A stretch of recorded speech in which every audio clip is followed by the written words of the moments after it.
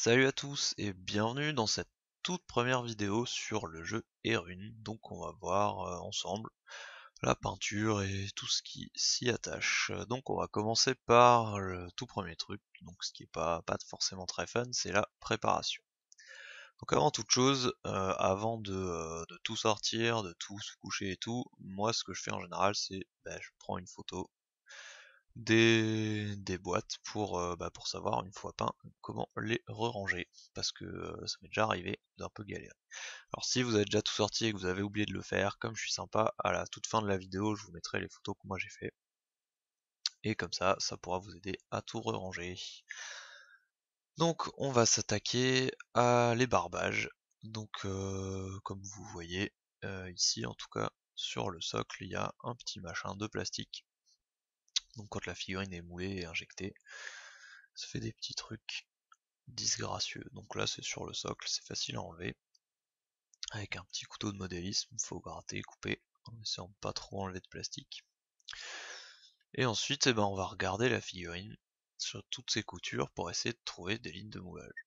Alors là sur les petits gobelins, franchement je trouve qu'il y a eu un bon taf de la part d'Arcada parce que il y a quasiment rien à enlever.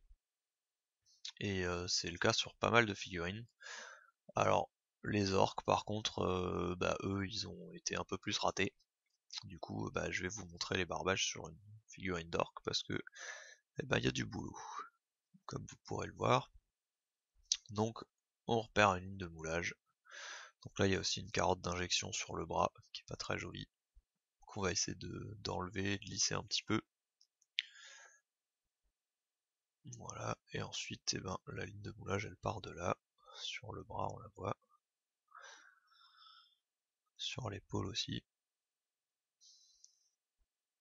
Donc là ce que j'essaye de faire c'est de gratter un petit peu avec la lame de couteau à 90 degrés.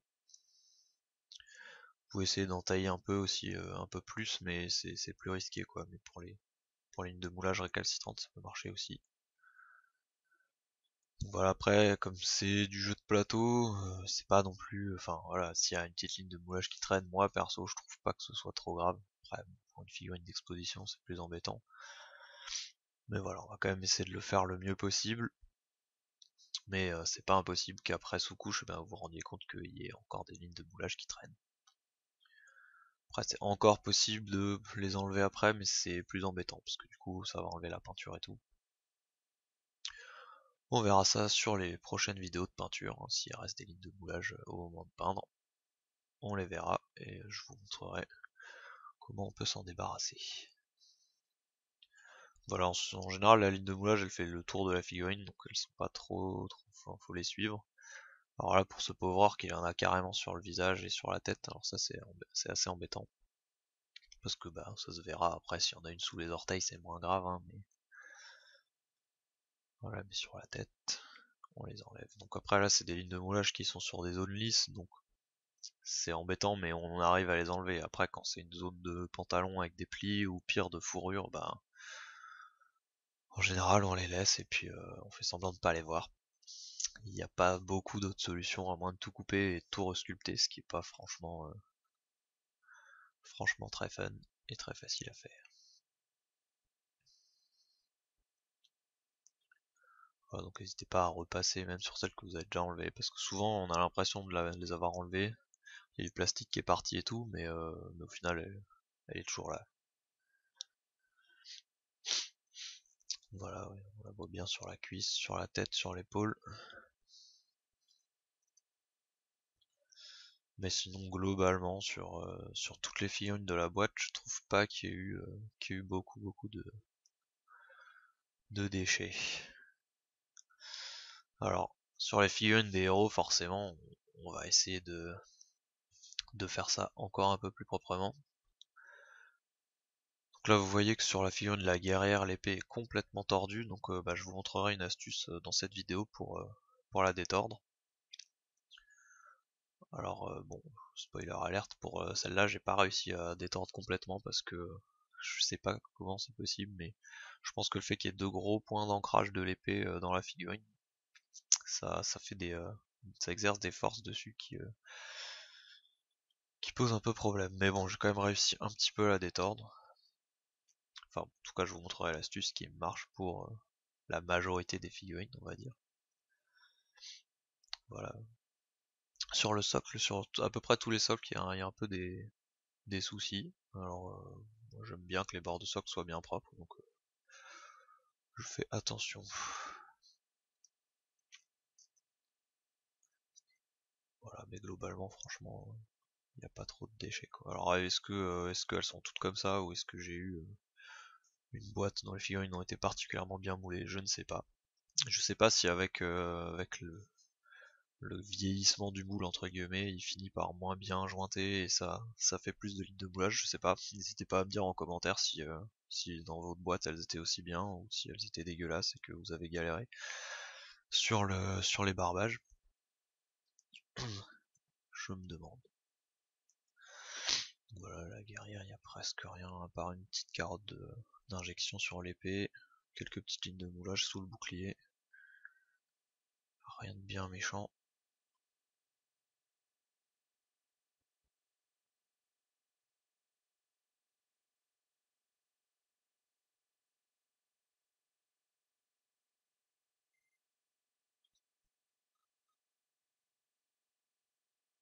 Voilà, alors là on voit que sur ce petit gobelin, il y a un petit gap. Alors normalement ce que je fais c'est j'utilise du milliput pour les boucher. Mais là au final vu qu'il y avait que 3 figurines, je vais essayer une technique de filou, de mettre de la super glue dedans. Je ne sais pas si ça va marcher, on verra ça à la peinture. Mais je sais qu'il y en a qui l'utilisent et que ils sont contents. Donc voilà, on va remplir le gap avec de la super glue. Peut-être qu'avec de la super glue en gel ça aurait mieux marché. On verra. C'est un test. Je sais qu'il existe aussi des genres de masques, enfin de trucs un peu liquides comme ça, mais ouais, j'en ai pas. Et c'était plus disponible lors de ma dernière commande, donc bah, j'en ai pas. Et là j'avais pas envie de sortir ma pâte bicomposante, de la mélanger et de boucher les petits trous. Ça aurait été sur un héros, je l'aurais fait, mais sur des figurines comme ça, non. Donc, pour, ouais, sans transition, pour détordre les figurines, moi ce que je fais, comme vous voyez sur cet archer dont l'arc est un peu de traviole, bah je les chauffe au sèche-cheveux. Donc vous allez pouvoir voir, là une fois chaud, ça se tord et se détord très facilement. Vous voyez là avec le doigt, j'arrive vraiment à pousser l'arc très facilement alors qu'avant c'était pas du tout le cas. Voilà, c'est tout mou. Et ensuite avec une eau bien froide, je place la figurine comme je veux qu'elle soit et je la mets sous l'eau froide dans cette position. Et du coup ça va figer instantanément dans la position que je veux. Et voilà. Et là c'est de nouveau dur. On peut plus le faire. Et l'arc est bien droit. Donc voilà, pour ces arcs c'était bien facile parce que c'était tout fin. Donc là on va essayer sur la guerrière. Donc là comme il y a un peu plus de matière, on va devoir chauffer un peu plus longtemps. Donc bah faites gaffe à pas vous cramer les doigts parce que bah, de rien c'est chaud, hein, c'est le but. Voilà, il y en a qui le font à l'eau bouillante aussi, je trouve ça un peu plus précis avec le sèche-cheveux, et un peu moins embêtant. Mais après, rien ne vous empêche d'utiliser la technique que vous préférez. Moi je préfère le sèche-cheveux. Donc ouais, souvent sur les jeux où il y a des lanciers avec des lances très fines, souvent en plastique, souvent les lances sont complètement de traviole et donc c'est une bonne méthode pour les détordre. Et le fait de le mettre sous l'eau froide directement, ça permet de pas avoir à maintenir la figurine le temps qu'elle refroidisse à l'air libre pendant 5 minutes. C'est une technique qui marche plutôt bien. Voilà, sur la guerre, j'ai un peu galéré pour savoir comment placer le bras, comment placer le bouclier pour que l'épée soit droite. Donc bah, j'ai fait au mieux.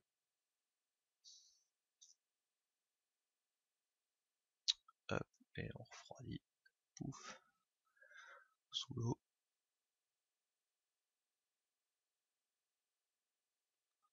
Après, si jamais ça vous plaît pas, vous pouvez rechauffer un petit peu. Voilà, l'épée est toujours, elle est bien droite de côté, mais d'en haut, elle est toujours un petit peu de travers. Donc vu que là, ça me plaît pas, bah, même une fois refroidi, on peut réchauffer, il n'y a pas de souci.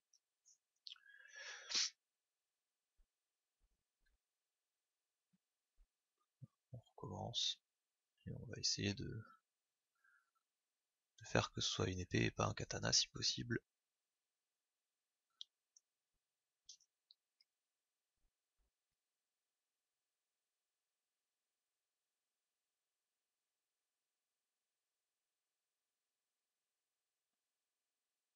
Ouais, pour les gros, enfin pour les pièces assez massives, faut pas hésiter à chauffer un certain temps pour que ça ramollisse bien.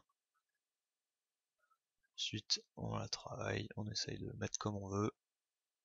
Bon là je suis hors caméra, mais voilà, j'essaye de regarder l'épée et de la mettre comme je veux avant de la refroidir. Voilà, on va essayer comme ça.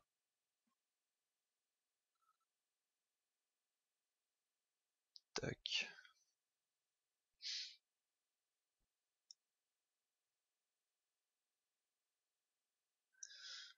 Et voilà ce que ça donne. Donc c'est pas parfait parfait, mais je trouve ça quand même pas mal mieux qu'avant. Je pense que la solution aurait été limite de couper l'épée. Mais bon. Voilà, ensuite, une fois qu'on a fini ça, eh ben on va nettoyer les figurines. Donc on les met dans un sorte de bol, on balance du liquide vaisselle et on met de l'eau froide, parce que si vous mettez de l'eau bien chaude, eh ben vous allez refaire fondre toutes les figurines, elles vont être toutes tordues. Donc voilà, moi je m'embête pas à brosser chaque figurine avec une brosse à dents, hein. Je fais à l'eau froide avec du liquide vaisselle, je les rince bien, et j'ai jamais eu de soucis de tenue de peinture, donc bah, je continue à faire comme ça. Après, il y en a qui les lavent pas, qui n'ont pas de soucis non plus, mais il peut rester de la graisse de démoulage. Et surtout, si vous les ébarbez avec vos mains pleines de doigts, bah, c'est possible que vous mettiez de la graisse de doigts aussi dessus, donc bah, le mieux c'est de les laver après les avoir ébarbés, détordus et compagnie. Reboucher les trous, et vraiment pour entamer la sous-couche sur une figurine qui n'a pas été trop tripotée, quoi.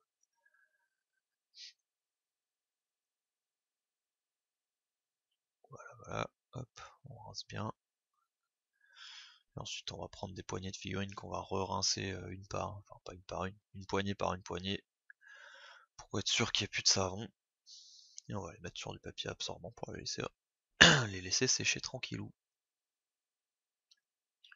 Alors ce que je vous conseille, c'est de bien les laisser sécher, parce que ça m'est déjà arrivé de sous-coucher sur des figurines où il y avait encore un peu d'eau dans certains interstices qui sont ressortis et ça a complètement foiré la sous-couche. Donc voilà, on est parfois pressé de commencer à sous-coucher une fois que les figurines sont lavées, mais je vous le déconseille. Voilà, hop, on égoutte un peu et on laisse sécher. Et à plus pour la prochaine vidéo qui sera la sous-couche. Donc voilà, n'hésitez pas à mettre un petit pouce bleu, à mettre un petit commentaire, à vous abonner à la chaîne. D'autres vidéos sur Erune vont arriver bientôt. Et en petit bonus, les photos pour pouvoir ranger vos figurines comme il faut dans les boîtes. Allez, salut à tous et bonne peinture!